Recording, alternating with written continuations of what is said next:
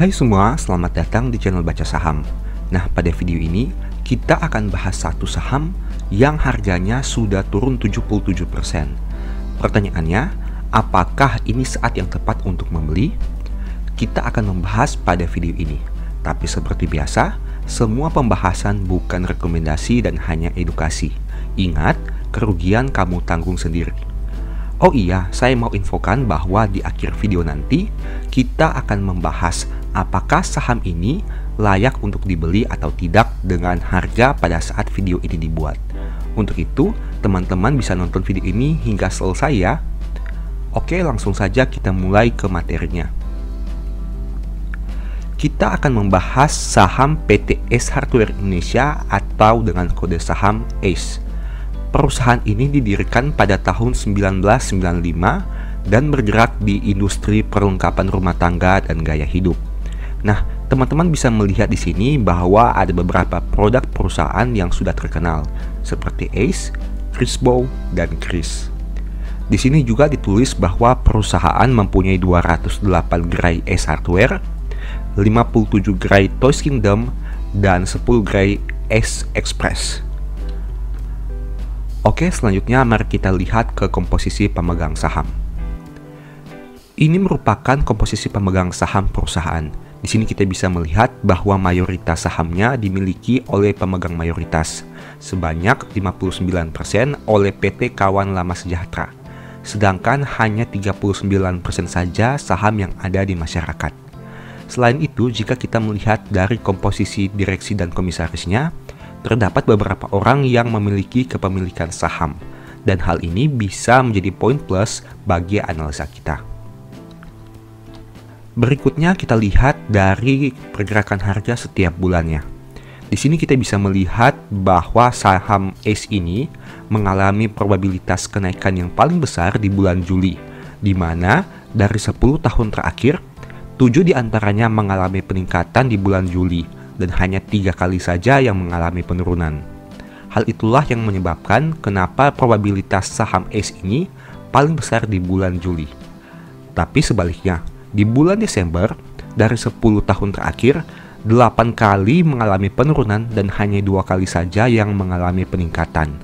Itu kita bisa melihat pada historical pergerakan harganya di bulan Desember. Khusus untuk Desember tahun 2022, mengalami penurunan yang sangat besar, yakni 20%. Angka ini bisa dikatakan sangat besar jika dibandingkan pergerakan dalam 1 tahun terakhir, khususnya di tahun 2022 ini.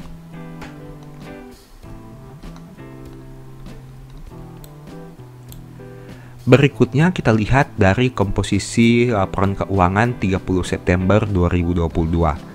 Di sini kita bisa melihat bahwa perusahaan punya total aset yang mencapai 7,12 triliun rupiah, di mana mengalami penurunan sedikit dibanding tahun sebelumnya.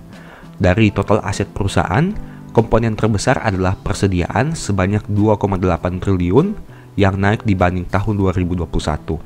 Selain itu, ada juga saldo kas sebanyak 1,8 triliun yang mengalami penurunan dibanding tahun 2021. Di sini ada yang menarik. Jika teman-teman membandingkan saldo kas perusahaan sebanyak 1,84 triliun, teman-teman bisa melihat komposisi ini dibandingkan total liabilitasnya. Mari kita lihat saja. Dengan saldo kas 1,8 triliun, perusahaan hanya mempunyai total liabilitas sebanyak 1,6 triliun saja. Artinya, seluruh hutang perusahaan bisa dilunasi saat ini juga dengan saldo kas yang dimiliki. Ini merupakan suatu poin plus di mana saham ACE ini memiliki likuiditas yang sangat baik. Nah, sedangkan dari komponen liabilitasnya sendiri, kita bisa melihat bahwa komposisi terbesar berasal dari liabilitas jangka panjangnya. Selain itu, komponen kedua terbesar berasal dari hutang usaha baik itu pihak ketiga maupun pihak berelasi. Tapi dengan likuiditas yang sangat baik, menurut saya pribadi komponen liabilitas perusahaan ini masih bisa dikatakan wajar.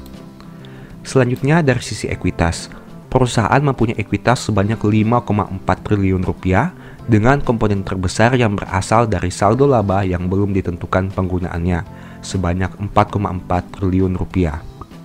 Angka ini mengalami penurunan dibanding tahun sebelumnya meskipun tidak signifikan. Hal itu mungkin saja disebabkan karena adanya pembagian dividen yang diambil dari saldo laba perusahaan. Berikutnya kita lihat dari sisi laba ruginya. Perusahaan mempunyai penjualan yang bertumbuh dengan pencapaian sebanyak 4,7 triliun di tahun 2022. Begitu juga dengan penjualan konsinyasinya sehingga menghasilkan penjualan bersih sebanyak 4,89 triliun rupiah. Di sisi yang lain, beban pokoknya juga mengalami peningkatan dan menghasilkan beban pokok sebanyak 2,5 triliun di tahun 2022. Jika kita melihat laba kotor perusahaan mengalami peningkatan meskipun tidak terlalu signifikan, dari yang awalnya 2,30 triliun menjadi 2,36 triliun rupiah di tahun 2022. Nah, bagaimana dampaknya terhadap laba rugi perusahaan? Mari kita lihat. Ternyata laba periode berjalan mengalami peningkatan dari 323 miliar menjadi 355 miliar. Hal ini bisa dikatakan cukup baik karena tentunya perusahaan memiliki kombinasi antara peningkatan penjualan dan efisiensi biaya. Kenaikan penjualan dan efisiensi biaya itu bisa teman-teman lihat pada rincian laba rugi berikut ini. Oke, berikutnya mari kita lihat dari sisi historical labanya. Dari data ini teman-teman bisa melihat bahwa dalam 4 tahun terakhir, EPS atau laba perusahaan cenderung mengalami penurunan setiap tahunnya. Dari yang awalnya Rp60 di tahun 2019, turun menjadi 43, turun menjadi 41, dan turun menjadi Rp27 jika disetahunkan di tahun 2022. Hal ini merupakan sentimen negatif karena perusahaan tidak mampu mencetak pertumbuhan laba dalam 4 tahun terakhir. Berikutnya dari sisi dividen. ACE ini merupakan salah satu perusahaan yang konsisten membagi dividen setiap tahunnya. Teman-teman bisa lihat bahwa dari tahun 2018 sampai tahun 2020, perusahaan konsisten membagi dividen dari tahun ke tahun. Meskipun dividen per share-nya mengalami naik turun, tapi hal itu bisa dimaklumi karena seperti informasi sebelumnya, perusahaan belum mampu menghasilkan pertumbuhan laba dalam 4 tahun terakhir ini.